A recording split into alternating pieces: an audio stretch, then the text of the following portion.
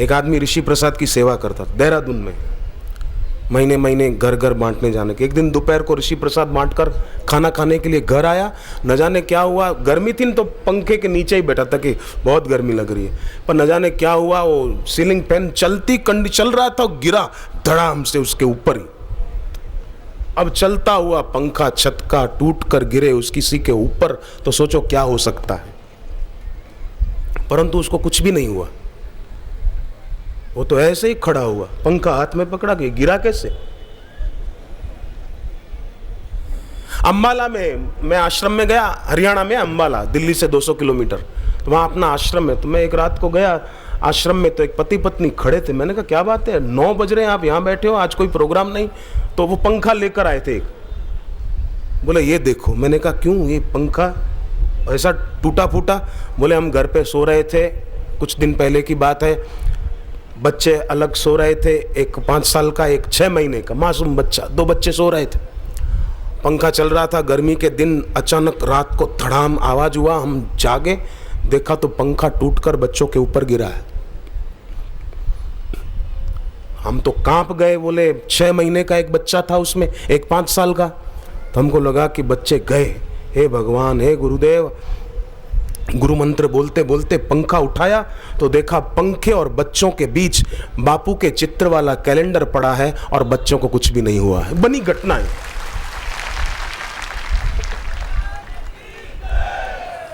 तो उनकी भक्ति थी ना पति पत्नी की। जहां इष्ट मजबूत होता है ना भक्त का, तो फिर भक्त की भक्ति के प्रताप से रक्षा भी हो सकती है।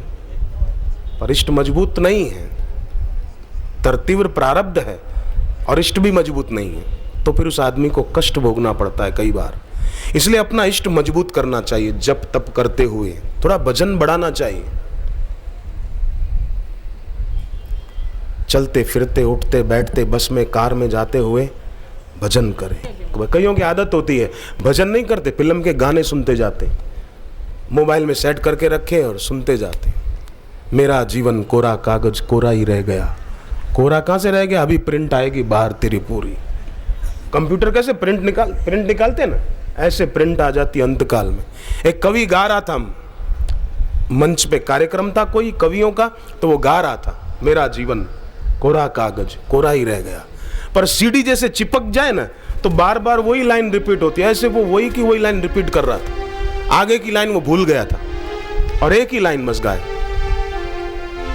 मेरा जीवन कोरा कागज कोरा ही रह गया। मेरा जीवन कोरा कागज कोरा ही रह गया। लोगों ने सोचा अब आगे गाएगा, पर वो तो सीडी चिपक गई थी। मेरा जीवन कोरा कागज कोरा ही रह गया। लोग इशारा करने लगे आगे भी गा, कुछ आगे गा, आगे गा, पर वो तो मेरा जीवन कोरा कागज कोरा ही रह गया। किसान बोला आगे की लाइन याद नहीं हो तो मैं तेरे को सुनाता हूं, बैठ तू। मेरे चावल चूहे खा गए बोरा ही रह गया।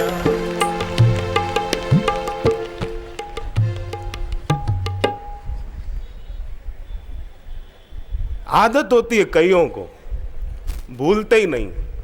और साधक को तो आदत होती है, आधी रात को भी अगर गर्मी में प्यास लगती है ना, रात को भी आदम पानी पीते हैं उठकर, भाई गर्मी बहुत लग रही है, तो साधक आधी रात को भी आंख खोले ना तो उसके मुंह से निकलेगा हरिओम हरिओम, राम राम, जय हो मेरे बापू मेरे गुरुदेव, जय हो, जय जयकार मेरे गुरुदेव की हो। उसके दिल से है। सुबह नींद में से उठे तो भी ऐसा ही निकलेगा, रात को सोते समय भी ऐसा निकलेगा। पर कईयों आदत से मजबूर होते। बापूजी नहीं पहले सत्संग में एक दृष्टांत देते थे, पुराने साधकों को पता होगा कि एक आदमी कुल्फी बेचता था, कंधे पर वो पेटी रखकर कुल्फी, मटका कुल्फी नहीं होती, वो बेचता था, कुल्फी कुल्फी आवाज देता था। एक दिन पड़ोस में कोई मर गया था, एकदम पड़ोस में ही घर था, तो पत्नी ने कहा आज धंधा करने बाद में जाना, दोपहर तक छुट्टी रखो, उसको कंधा देने जाओ, तो हम मरेंगे तो हमको भी कोई कंधा देगा, जाओ जाओ जरा। पड़ोसी था अपना, बेचारा अच्छा आदमी था, पन्नालाल।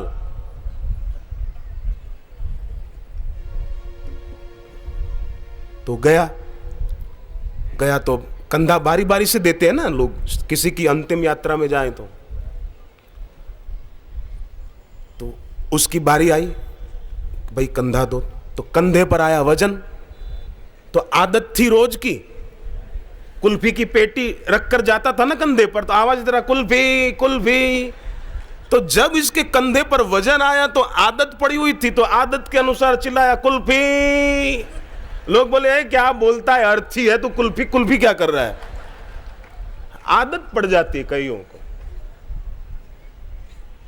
साधकों को आदत पड़ जाती, राम राम हरि हरि हरि। ओम नमो भगवते वासुदेवाय, ओम नमो भगवते वासुदेवाय।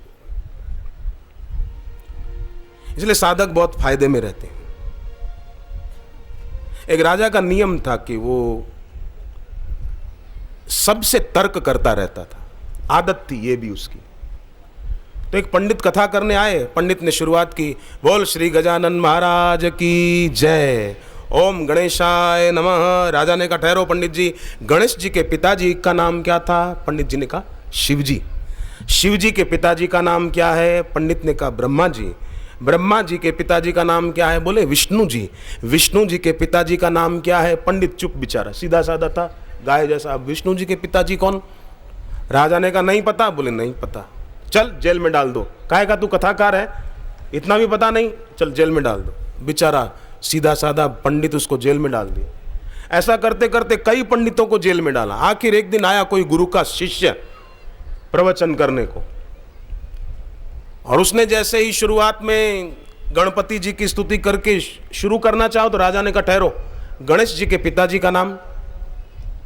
बोले शिव जी। शिव जी के पिताजी का नाम? वो गुरु का भक्त था बोलने वाला, उसको पता था कि राजा सनकी है। शिव जी के पिताजी का नाम? बोले ब्रह्मा जी। ब्रह्मा जी के पिताजी का नाम? विष्णु जी। विष्णु जी के पिताजी का नाम?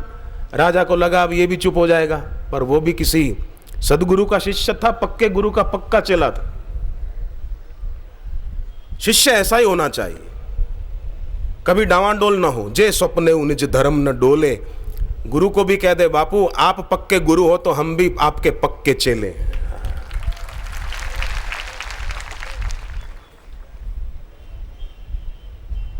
विष्णु जी के पिताजी कौन?